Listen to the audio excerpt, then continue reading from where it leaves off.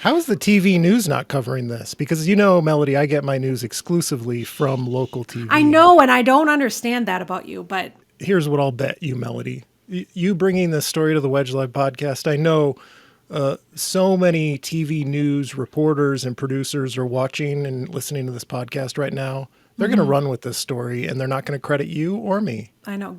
I mean, we're used to it.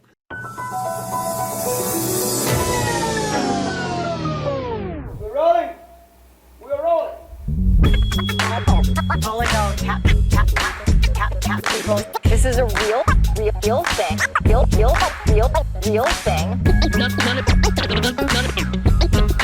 None of you have the balls to stop this. Stop this. I've got plenty of time. I have nothing else going on today. We're in the Wedge neighborhood right now.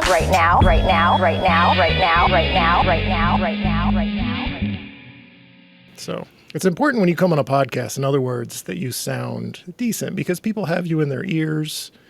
And if you don't sound good, they're going to stop listening. And then they don't hear what you need to say.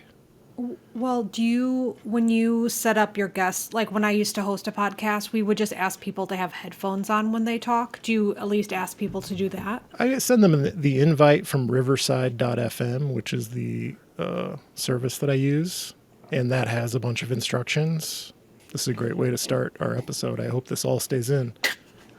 Maybe a personal ask that you ask your guests to wear headphones and be in a quiet space as my clock is like ticking. Yeah, that probably drives people crazy to hear your ticking clock. What was that?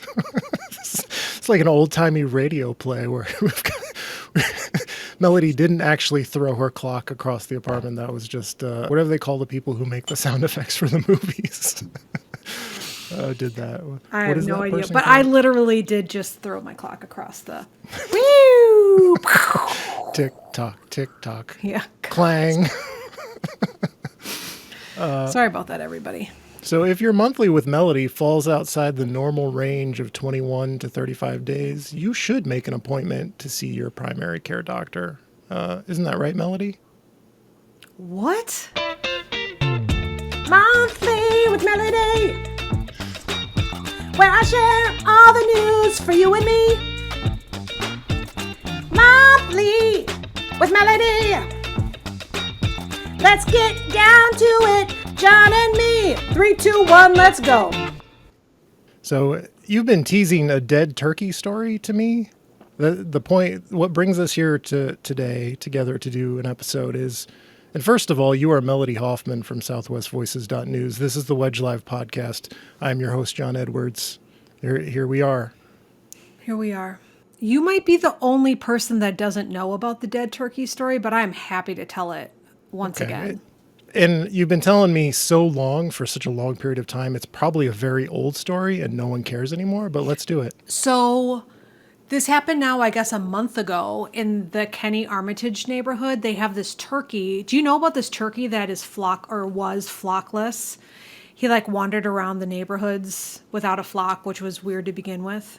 No, I'm aware that Minneapolis has turkeys, and I occasionally take photos. How would you even know that a turkey was flockless? Someone's tracking this turkey? Yes, well, multiple people would, because he just showed up in the neighborhood. And then the unique thing about him is that he would take over this intersection or a couple different intersections, especially during rush hour. And he would just walk into the middle of the intersection and not move. And then people would usually find it kind of funny, but as one person was describing it, they would get out of their car and then shoo the turkey, and then the turkey would move. But then once they got back into their car, the turkey would come right back into the street. So it was kind of playing a game with people. So it was a well-known turkey in the area. But then, dun dun dun, well, kind of more mysterious sounding. Boom boom. Yeah. Then, all of a sudden, on February 17th, a new mailman enters the neighborhood. I'm going to stop talking like that. and a witness, like somebody that lived in the neighborhood. This is all allegedly because we have not heard back from the U.S. Postal Service. A witness saw a U.S. Postal Service worker hit the turkey with a shovel. What? Yes. Wow. So they say when you assault a postal worker, that's a federal crime. What happens when a postal worker assaults a turkey? That is one of the questions that I have out for the U.S. Postal Service, but they are not making any comment until they are done with their investigation. And I'm going to email them tomorrow just to kind of check in to see how their investigation is going. How is the TV news not covering this? Because Melody, I get my news exclusively from local TV. I know, and I don't understand that about you, but I don't know actually. I'm not sure because the Star Tribune picked up on it, but not. It's a perfect local news story or broadcast news story. Yeah. Wait, it's not over because the turkey's dead. The turkey did not die by the shovel attack. Oh, traumatic brain injury, I'm assuming. No, shovel to the chest. I did not say head. Okay. Well, I just assumed there's not a whole lot to a turkey. It's basically just a torso and a neck and a head, and I figured the head would not have escaped unscathed from a shovel attack. No. As I was being told the story, same, but there's more. Yeah. So, dun dun dun dun dun dun dun dun dun. The next Saturday, February 24th, another person sees, allegedly, a U.S. Postal Service van driver run the turkey over, killing it. Whoa. Do we have multiple sources for this story? This is a very outlandish story. That's why I kept saying allegedly. Okay. According to my reporting and my research that I did, there was one witness for the shovel, and there is one witness for the running over of the turkey. The turkey is dead. Right. And behavior of the postal worker is new. It is an outlandish story, but also the turkey is dead. So how do you explain a dead turkey? Well, I imagine there are a lot of potential explanations for a dead turkey, but I trust your reporting, Melody. I'm not going to question it. You've got two sources, and that's the standard in journalism is when the turkey has died and there's an assassination allegation, two sources, and you run with it, right? I also want to say, here's another thing. With the U.S. Postal Service, they're not denying that the Postal Service worker was involved. Because if they weren't involved, they would be saying right now the postal worker was not involved at this point. But there's clearly involvement because otherwise, I went to the post office and there were nobody was they didn't do it. It's clear that they're. Why would a postal worker be carrying a shovel? Oh, I'm so sorry. They took it. The witness said that they took it from against the house. So postal workers are notorious for having trouble with dogs. And so I wonder, was this turkey actually innocent? Maybe this turkey had been causing trouble for the postal worker and this was a revenge killing. Well, the turkey had been living in the neighborhood for 9 months. And hadn't been causing problems with other people. I talked to a bunch of neighbors and nobody had said anything like that. And we've had our story up for a while. And people have said that they've had problems with other turkeys, but nobody has said oh my gosh, that turkey has been bothering. Right. And also, if this turkey had been a problem, again, the post office would have said something a lot sooner. You have to think about what has been said and what has not been said. They would have said so much sooner, this turkey has been a problem for the post office for a very long time. The neighbors would have known about this, but nobody talked. The neighbors, it's kind of ridiculous. The neighbors were talking about him as a pet. They're we love him. He was part of the neighborhood, and they would laugh about him. And they're all devastated that he's gone. The kids are all upset about it. They talked about this turkey with a ton of love. Do you know what happened when another animal was killed by an automobile recently in Lowry Hill. They're gonna stuff it. They raised a bunch of money. The cougar. Some ungodly amount of money, for the cougar, the Lowry Hill cougar. They're gonna stuff it's going to be and part put it of on it's display. going to be a exhibit. So what I'm hoping here that you'll tell me, Melody, as we finish this story, is that they saved the body for stuffing and display. According to what I've been told, it was so gruesome that there is no turkey left. I think it was a gruesome sight. There's blood everywhere, and Oh no.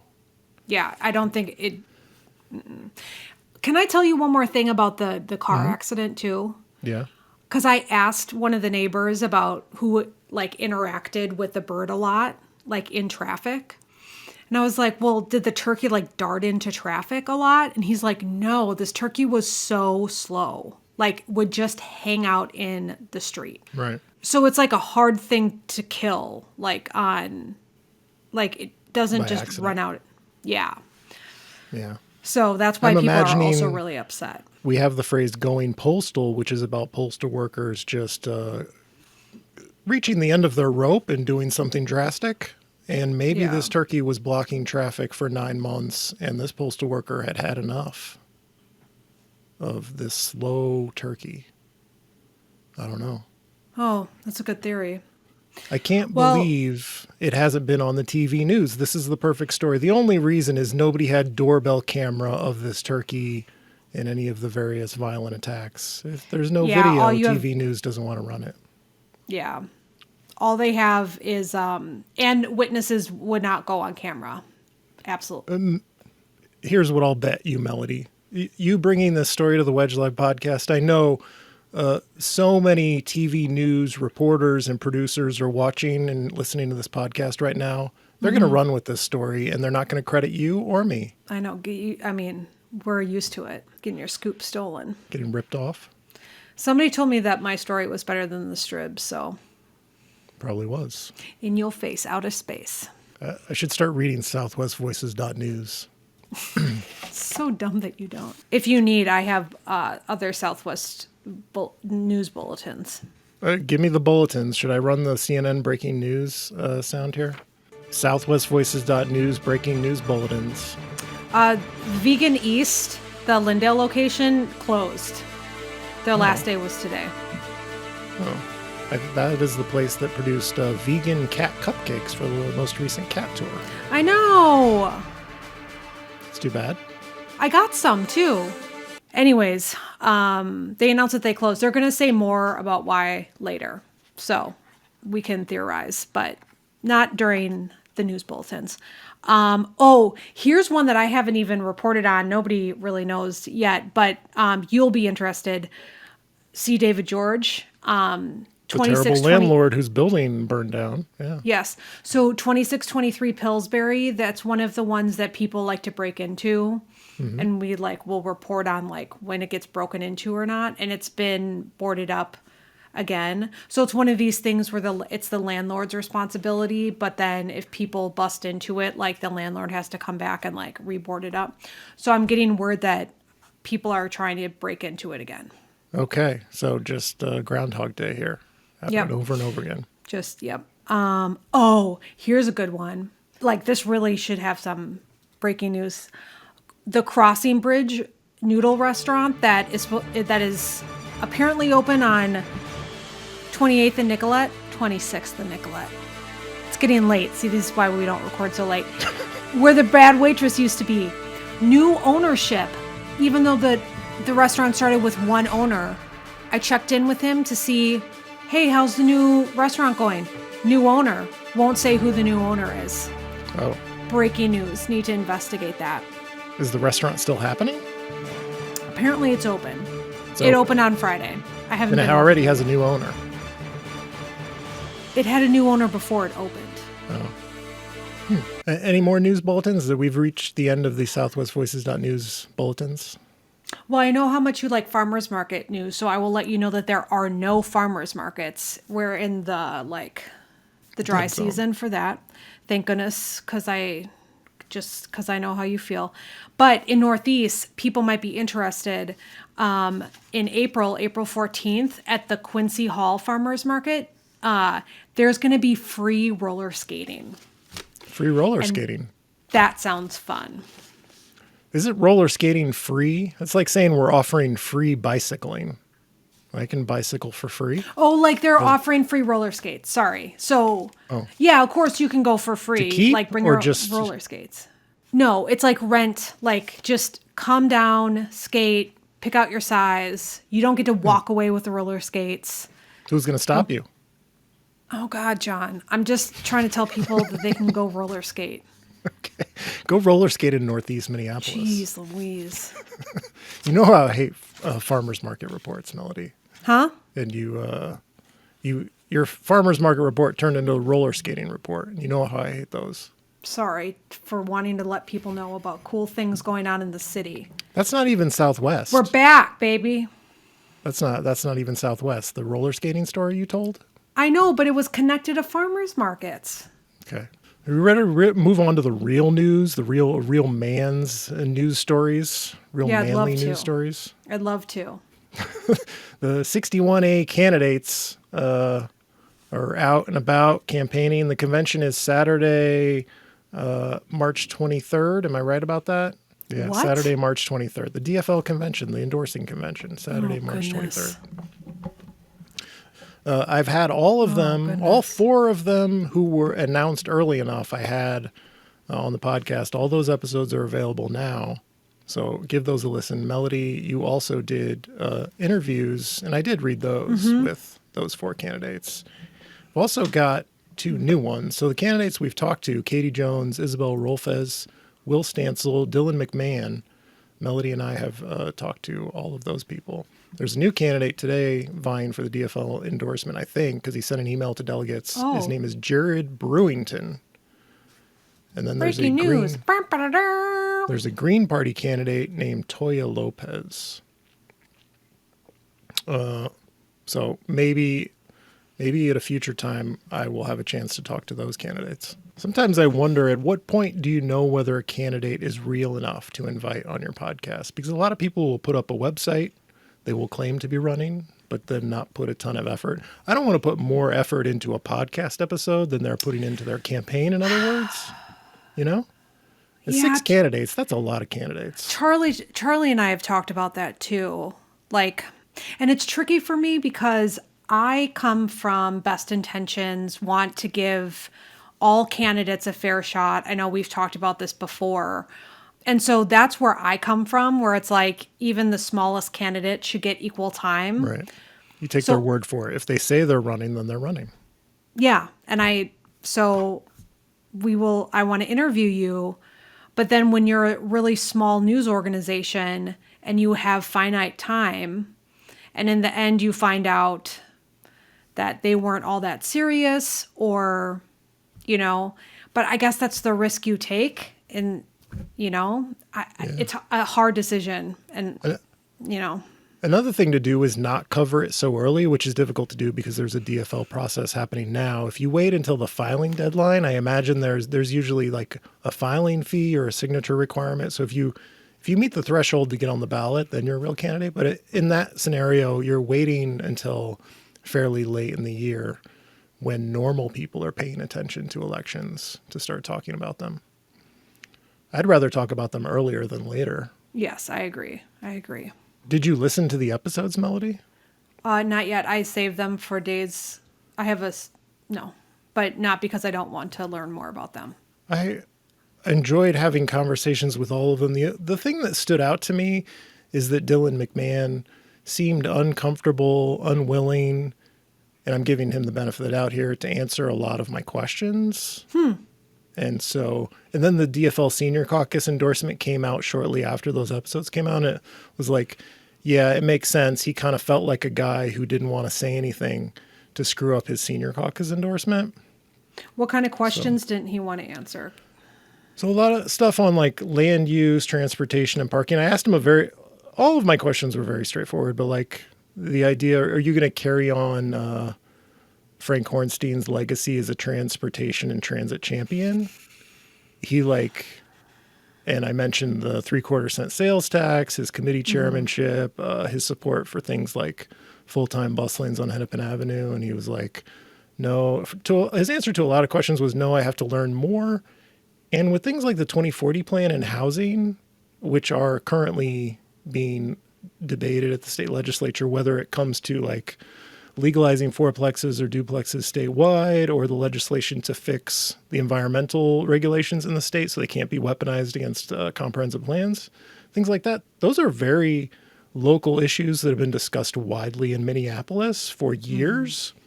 And I don't think it's necessarily believable to think you have been a person observing Minneapolis in that time, like a civically engaged person would have thoughts on those things and wouldn't be like, I need to learn more. It's not out of left field, in other words. So, Yeah, and I'm just looking at the calendar. It's such a short race. March, April, May, June, July, August. I mean, like, voters are having to make a decision fairly quickly. And like you said, people don't start to pay attention until a certain time.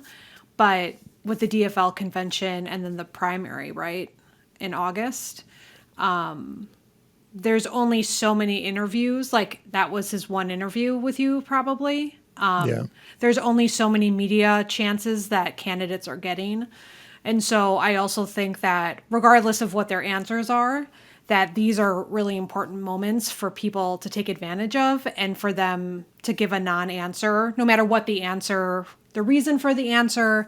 To give a non-answer is really frustrating for us because it's like, oh, this is like one of your Yeah. you have very limited time with to have publicity. And I don't know if everybody realizes that these interviews get linked, relinked, and shared. And when there's a dearth of information out there about candidates, people will Right. go back to these in a couple months and re-listen. So Oh, yeah. The YouTube video is when people, there isn't going to be much when you search for a candidate's name plus Minneapolis plus whatever race they're running for. And so when you get Googled up, the Wedge Live content will be there. But I appreciate everyone for coming on and having the conversation. And I'm trying to be very nice because I don't want to. Here's another thing I struggle with, Melody. I like to tell the truth, but also I appreciate that people come on and talk to you. So how mean am I allowed to be in the aftermath of a podcast conversation? well, are you going to talk to them like to any of them after the primary or before the primary, or Maybe. I mean, it depends. Maybe if they win. I mean, I'll listen. If you would like to share, I will listen. I don't know. It's. I'm sorry for asking the question, but I mean, that- for me, I'm very neutral because we're going to continue to talk with them. yeah. Melody, do you think Uber and Lyft are bluffing? Are they really going to leave either the metro area or the city because of the rideshare pay increases passed by the city council? They overrode the mayor's veto. Okay, let's talk about it. Kyle Stokes' article in Axios, he did his research, talked to some people. Really? I haven't read that. You should read local news, John, and like stop watching local broadcast news. It's like doing a number on you. So I will summarize. Kyle Stokes' article just basically said that Uber and Lyft have never pulled out of a city. The one time Did they pull out of Austin? yeah, but it wasn't for that. It wasn't Okay. for a raise in wage. Okay. I am really surprised that they're saying they're going to do it. Because you could just raise the fares. It's one thing to say we're going to have to raise the fares so high that far fewer people will ride, and it's going to hurt riders that way. But to say no, we're taking our business entirely out, even though we could just raise the fares and Yeah. make money. There's still people who'd be willing to pay the higher fares. It's a matter of like how many, and they don't even want to see what that number is. Really good point. I freaking love talking about this stuff because they're also a duopoly. These two corporations that are maintaining control. We have no idea how much they say that they make profits off of advertising. We don't know how much money they actually make per ride. So we don't actually know how much money they would actually lose to pay their drivers a livable wage, right? So Right. like this is all, we have no idea. All we know is that they made they made billions of dollars in revenue last year on ad revenue. I did look that up. It was on ad revenue. Like your point is so smart. And also it just seems so wild that they would just leave town. Yeah. And I'm surprised. I'm honestly surprised that they would do that. So what Uber is saying that they're going to leave the metro, and that's 7 counties. They're going to leave the 7-county metro area. Even though it's Minneapolis just one city. Right. Minneapolis is one city within Hennepin County, which is one county within 7 counties in the metro area. Uber's trying to leverage the politics of saying, hey, everyone in these 7 counties, look what Minneapolis is doing to you, so they can get something done at the state legislature. You've got Dakota County saying that Lyft, they use Lyft for their, for transit. It's like similar to Metro Mobility, only like people can just request rides through the county, but it's done by Lyft. They're contracting with Lyft. Man. But Lyft isn't even saying they're leaving. They're just saying they're leaving Minneapolis. There's a distinction between what Uber is saying they will do and what Lyft is saying they will do. And Uber is trying to like leverage all 7 counties politically. Lyft is keeping it limited to just Minneapolis. And the fact that the 2 companies are saying different things makes me think they're just making stuff up. Like why would Uber think they need to leave the entire 7-county metro if not just for politics? And if they're lying about that, then maybe they're lying about the need to leave Minneapolis entirely. Just raise the fare and let's see where it shakes out. That's the thing. Right. Why are we skipping the raising the rates part? Yeah. They don't want to get to that part. Also, why do you have to raise the rates? Since when do you have to raise the rates? I mean, if you believe what they're saying is that we would be losing money, then raise the fares to a point where you would be making money. Yeah, because I was rereading, or as people have been like waxing nostalgia on Lyft and Uber, some people were talking about how cheap Lyft and Uber is compared to taxi fare. So if we've been paying like a suppressed taxi fare for all these years, right? So now are you asking us, if Uber and Lyft, are you asking us to actually pay real taxi fare so these people can get a livable wage? I think we'd be behind that, right? Because if we've been paying do you see what I'm saying? I'm going to say the same thing twice. Yeah. Okay. Yeah, I see what you're saying. So there's this, they've addicted us to cheap rides, which is why people like Fry are justifying his veto, saying this is about low-income riders. Our transportation system won't work for low-income and working-class people if they are denied a service like Uber and Lyft. Like, how have we come to this place where companies that are using predatory employment schemes on their drivers, like this is now an integral part, and it sets off a regional panic when they threaten to leave and they bully, like they got Walz to veto the state law last year, the bill that passed. They got Fry to veto the rideshare increase last year. Yep. Now we've got a different city council that has passed it again and overrode his veto. It's basically pitting low-income riders against low-income drivers for what I think is a luxury service. Like someone coming to your home and picking you up in their car to drive you somewhere is not a thing that is cheap to provide, and it shouldn't be provided on the backs of the drivers. Yep. And, following that line of thought too, to pay for the full service where people are getting paid a livable wage, if low income riders need this service, then the city, county, state can provide vouchers, just like they provide vouchers for other things. And maybe I don't know if the city, county, state doesn't want to provide for that, but why can't do you see what I mean? Like, it's brushing off that responsibility to provide low-income people with transportation to the riders themselves. They're like, well, people with disabilities and low income riders need these services. And it's like, well, let's just increase the rate so everybody can get an income, and the people who can afford it can pay for it. And then, yeah, low income riders and people with disabilities, they'll get vouchers just like they do for other forms of transportation. Yeah. Another thing, these companies don't like the Minneapolis ordinance. You know what? And Fry is saying, well, the council passed this thing. It's too aggressive. Look at the state study. The state study said you could do it. You could provide the minimum wage plus benefits for less than what Minneapolis passed. The rideshare companies have also poo-pooed the state study, so they don't think that's valid either. And so it's who do you believe? Not the duopoly. Another thing I found interesting, I went back and I looked at when the rideshare companies entered Minneapolis back in 2012.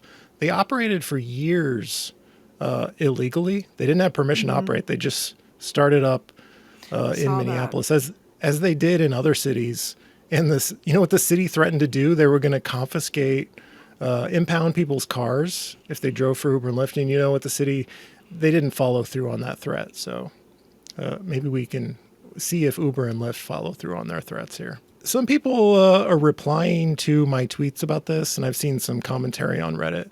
There's a social media thread of thinking that goes like, well, if you're not getting paid enough at Uber and Lyft, why don't you just go find another job somewhere else? Which is like, and this isn't just like random yahoos saying this. I think these are like real people who live in Minneapolis and are probably Democrats, but like that is an argument against any employment or minimum wage regulation ever devised. Like, go, if you don't like it, go find another job is, I don't know, I guess no employment regulations, no minimum wages. That's been irritating me. My child works in the factory for 12 hours a day. Well, if they don't like it, they can find another job. That's right. Yeah. There's another line of criticism that is like, why didn't the city council also do food delivery apps? Why didn't they regulate that? Which I agree. That seems pretty exploitative and predatory. I think food delivery drivers are not well paid, probably. That seems like a terrible thing. That's why I don't order from food delivery companies at all. So it just feels very exploitative. But maybe the city council will wade into that area. I don't know. I'm sure the same people will be upset about it. It's like, why do I have to pay $26 for a coffee now? Why are you ordering coffee by food delivery? Why? California has gotten to a point where I think some of the pizza places are firing their own delivery drivers and just going to the food apps because they can skirt minimum wage laws that way. And maybe we should get ahead of all this here in Minneapolis, Minnesota. And like what, make that illegal or? Just regulate the hell out of that too. Okay. The Uber Eats and DoorDash, all those. How do you even start doing that? They're going to threaten to leave town. Uber Eats and DoorDash, I think we could live without them. I think we could be a world-class city without Uber Eats and DoorDash. as Meet Minneapolis or the Chamber of Commerce, whoever said that we won't be a world-class city if Uber and Lyft leave. But so many small businesses rely on them for delivery. They would be up in arms. Yeah, but you can pay people to deliver your food. Like, that is a job that used to exist and still does. That is very true. That is very true. I don't know. Or you could go pick it up. I don't know. I'm trying to be understanding of people who like rely on food delivery apps. I think there are a whole lot of people who just do it because they'd rather not ever leave their home. And I'm judging those people. No, that's true. There are people who really do rely on food delivery apps. And it's a really good thing for particular people. Mm-hmm. But the other people, I'm judging those people. I know who you're judging. Mary Moriarty versus Chief O'Hara. They're fighting. The police chief and our district attorney, our chief prosecutor, they're fighting. Yeah, the chief threw a tantrum. And so what I took away from Mary Moriarty's presentation to the city council was when MPD sends us cases and there's enough evidence, we charge them. And MPD is sending us fewer cases than other Hennepin County police agencies are, which is an opportunity for the chief of police to say, we are desperately understaffed. And this is would not be a new talking point for them to use. We need more cops. We need more investigators. We need more forensic techs. We need everything. Get off your butts, city council, and give me the staff it would take to send cases, to investigate these cases and send prosecutable cases to the county attorney. But he didn't say that. Like, he picked this crybaby fight with Mary Moriarty, saying that she's denigrating MPD. Like, I think the words he used was, it's a slap in the face to Minneapolis police officers for her to have said that. It's just the data. And I don't, Yeah. she used words like she'd like to see better communication and collaboration. She talked about how her office had sent staff to help MPD investigate a February spike in robberies. She sounds incredibly reasonable to me. I don't know why the police chief can't engage in that conversation without immediately going to like back the blue style rhetoric of this is a slap in the face to police officers. When he arrived, I kind of like Chief O'Hara. I don't know how you feel. Yeah, if you're no, allowed to it's say how you surprising feel. because usually he's chill. He's He may not be chill, but like he seems level-headed. like no nonsense in the best sense of that Yeah. word. Like, It doesn't seem like him to misconstrue. Anyways, and he's increasingly playing politics. Like I have yes. come to He didn't expect. seem like that when he started. Yeah. He seemed like a truth teller. I'm going to say unflattering things about MPD when it's justified. And now he has shifted into don't you dare denigrate MPD mode, which maybe is necessary for like recruiting purposes. Like you can't have a chief trashing his own department, whether he believes it or not, and expect people to want to come to work for you. But like you said, she was all in the way that you took it. It was like she was also throwing him like a softball, like in terms of he could have responded employment. to it differently. Yeah, like this is a reason for us that we need more staff. And also it was about, so I can't call it diversion. I can't call it a diversion program because it's for young people who there hasn't been a prosecutable case built against them, but we know they need attention. Like maybe they were in a stolen car, but proof that they were like involved in stealing it can't be established. Got it. Like they should get services. Something should be done because clearly they're involved with a criminal element, even if you can't charge them with a crime. And we know they're on a bad path and we should kind of step in. And so it wasn't even about like, instead of prosecuting people, we should divert them into programs. It was for people who can't be prosecuted because there is no case, but we know they're at risk. We should provide them with services. That was part of her case. And like it turned in on TV news, which I watch. Yes, I do watch Melody because I need to know how stupid people think about current events. But on the TV news, it was covered as if she was saying, well, no, we're not going to prosecute people. We're just going to divert them into these programs, these voluntary programs, which was not really the point of the conversation. And in the chief's response, he was like, no, we need prosecution, not diversion. Like this is a waste of time, essentially. Oh, no. And so just another one of those cases where people aren't actually talking about what is happening. They're just falling back to easy cliches about cops versus reform prosecutors. That sounds really frustrating. Yeah. Reopening Nicollet Ave at Lake Street to private vehicles. Melody, are you following that? Are you covering that for southwestvoices.news? Okay, I'm following this one. Okay. This is interesting. Yeah. So if people don't know, there was a big old Kmart on that spot for 40 some years. Is that correct? 50 some years? Almost 50, 40? yeah. And so it closed down, as Kmart's have been doing across the country, but it's blocking the road. It's cut off Nicollet Avenue right at Lake Street. City has purchased the land. It burned down at a certain point. It burned down recently. And the Last city has October. plans to reopen the street, plans for a park, put a park there and some redevelopment potentially, but that's a little ways off in the future, deciding what the redevelopment will look like. The big news to me is it's going to be reopened to private vehicles, which I was hoping to avoid because I care about the status of the Whittier neighborhood to the north. I have a question about that. Okay. So, for the nerds out there, this is the difference between design concept 1 and 4. And it said in the report that community engagement at the community engagement level, design concept 4 was preferred. Right. No private vehicles. Yeah, but then the city went with design concept 1. Yeah. And I just wanted to name that. Yeah. And so they had some reasons that we can go through. But you're right. It's important to point out that public engagement showed a preference for not letting private vehicles travel through Nicollet Avenue at Lake Street when they reopened the street, to only have buses and emergency vehicles.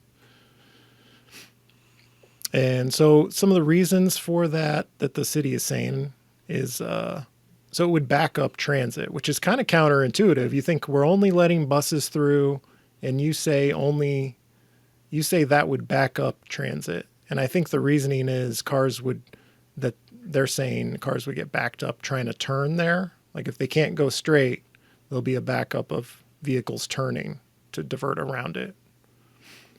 But we Another already thing- divert around it. So if a vehicle is on Nicollet traveling north and they have to turn, then that backup in the line of vehicles waiting to turn will just get in the way of buses. I assume this is the reasoning. This is how okay. it backs up transit. Okay. You don't seem convinced. And I It's think hard there are for me some to visualize. there's some ways around that, I think.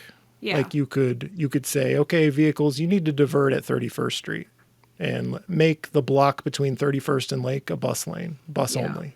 Yeah. So that vehicles are just out of the picture by the time you get to Lake Street. Yeah. I don't know. Another thing they're saying is it'll cause conflicts at the new ramp on First Ave for bikes onto the Greenway, because all those vehicles that have been diverted will just cause a conflict. I don't find that incredibly persuasive either.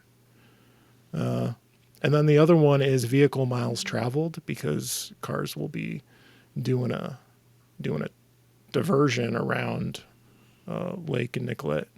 It'll increase vehicle miles traveled. I also don't find that incredibly persuasive, because like if you know you'll have to be turning at Lake on Nicollet, maybe you're not using Nicollet as your through street. Why would you do that to yourself as a driver? We already avoid it. It just seems silly. Yeah, and the Greenway one, I thought about that. And I was like, I don't know. We build a bunch of protected bike lanes everywhere. There's got to be a way, like, bike engineer people will figure out a way. And traffic is already diverted around that Yeah. as it is. Yeah. And it doesn't seem like there's a ton of traffic going around it. Maybe because drivers find that route to be problematic as it is. And if you keep it problematic for them, they will continue to avoid it. Right. That was the other thing when I was thinking, because I used to take that ramp all the time. I know they're making a new one, so I don't know what the traffic flow will be like, but it's never been an issue over there. But So- they know better. Oh, that was a little sassy. But it just seems weird. It was just strange that community engagement just really, it preferred concept 4, but the city's going with concept 1. And we should, Melody, have you talked to any business owners on Nicollet Avenue, on East Street in Whittier, about like how they feel about Nicollet Avenue becoming a through street, No, I haven't. That's a good idea. high traffic? Because No, I have mean, you? no, I haven't. But this feels like a situation where the bike lobby and the pedestrian lobby and business owners might come together in agreement that East Street in Whittier, like, we like it as it is, and we don't want you sending a bunch of car traffic through the neighborhood. Like, I can bike on Nicollet Avenue through Whittier pretty comfortably, especially on the southern end, because traffic volumes are so low. Absolutely. It's such a calm street. No sarcasm. Like, seriously. So I'm concerned. I hope the city has considered what it does to the neighborhood. Anything else for me, Melody? Anything else we need to talk about before we go? You know, yeah, I do have something for you. You know who I met? The guy, Trevor, who runs Longfellow whatever. The new What's newsletter. Longfellow whatever? Okay. There's this new newsletter that comes out Yeah. every once in a while called Longfellow whatever. It's a hyper-local newsletter for the Longfellow neighborhood. Mm-hmm.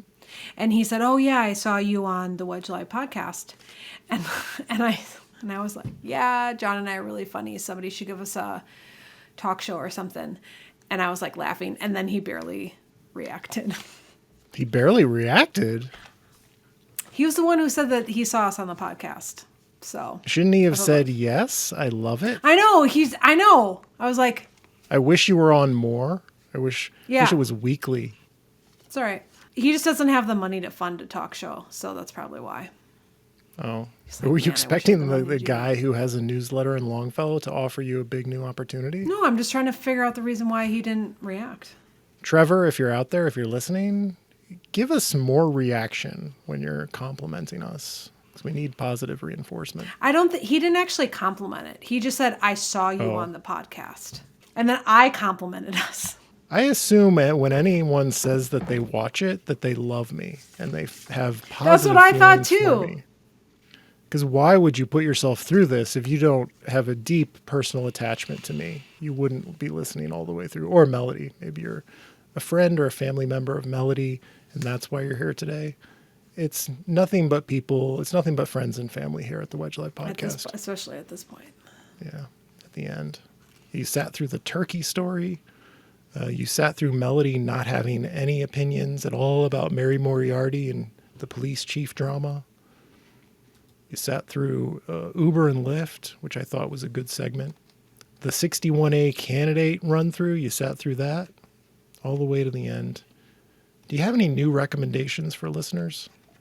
Yes, I'm reading a book called Circe. Do you know anything about the gods, the Olympian gods and stuff? Like Zeus and... Yeah. I don't, so that's why I like the book. Circe by Madeline Miller. Yes, I have it written down. It's such a good book. She's a witch in the like mythology, if you will, or maybe you believe it to all be true. But it's the best book ever. Just read it. Okay, watching. I'm turning this into a reading, watching, and listening to series. It just premiered tonight. It's on HBO Max. Quiet on the Set. It's about some dark shit that happened on Nickelodeon sets back in the day when I used to watch Nickelodeon. Wow. Do we even have Nickelodeon anymore? Mm-hmm. We do? Dude, they did the Super Bowl. You could watch the Super Bowl on Nickelodeon. That's what I'm trying to say. Is that a series or like a documentary? Funny you should ask. It's a documentary, but it's a two-nighter. Two-nighter. Wow. I'm actually excited about it. It's going to be really sad and depressing. Is there a bunch of child abuse involved? Yeah. Oh. Well, I'm excited you know what I say about that, Melody? I say, what? If you didn't like your job at Nickelodeon, children, go find a different one that pays better or doesn't abuse you in some way. Yeah. Free market. Yeah. See why that argument doesn't work? Somebody on Twitter. I'm just excited that I have this like question answered, because earlier I was like, John's going to ask me. Listening to Olivia Rodrigo's Guts album, just brought that back. And then Casey Musgrave just came out with an album, and it's called Deeper Well, and it's really good. Her last album was like, but this album, back to the classics. I've started watching a show called Silo. Have you heard of that? No, where do you watch it? I think Apple TV produces Silo, it. what is it whatever. about? It's about people. It's like a group of 10,000 people who live in a silo that's like 100+ levels underground. It's massive. Not like a missile silo, like a purpose-built, basically 10,000 person city underground. Only none of them know why they're living underground. They don't know anything They don't know any of their prehistory. Like, why are we down here? They just know that it's unsafe to go outside. That's what they're told, that it's unsafe to go outside. And so I'm like 5 episodes into that. Cool. What year is it set in? Do you We know? don't know. We know. So I'm assuming it's like hundreds of years in the future because all of the tech that is like forbidden, all the relics is like, seems like stuff that would be from our time. And they have a history that's like maybe 150 plus years long. I like the concept. I'm unclear if I can recommend it fully yet, but Yeah, totally. I'm enjoying the concept. Because it might flip, like once the reveals happen, it could get, you never know. Yeah, if we figure out why they're living underground is some very stupid reason, Totally. I might be upset with this show. But we'll see. Absolutely. I'm into it for now. Okay. Well, thank you, Melody. That's we should it? do the, Silo was so good. You don't have anything else? no.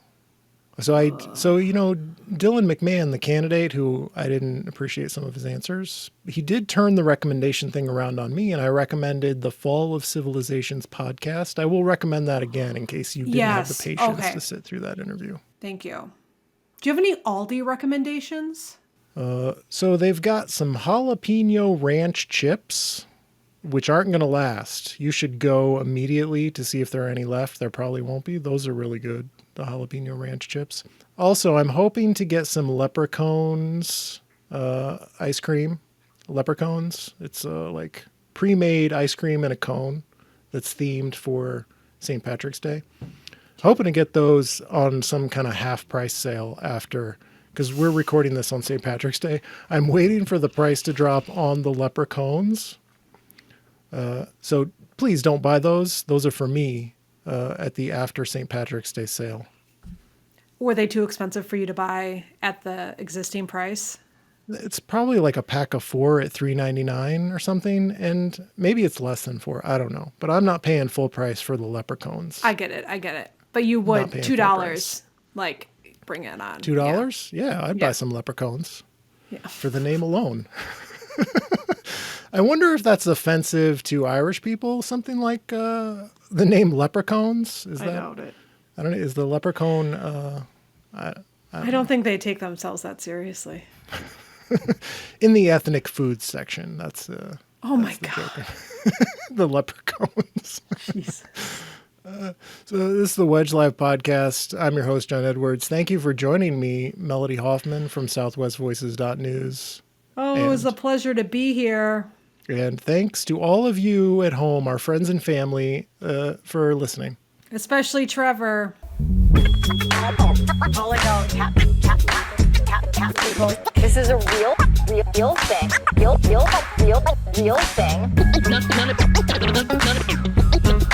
None of you have the balls to stop this. Stop this.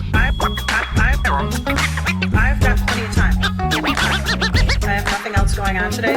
We're in the Wedge neighborhood right now.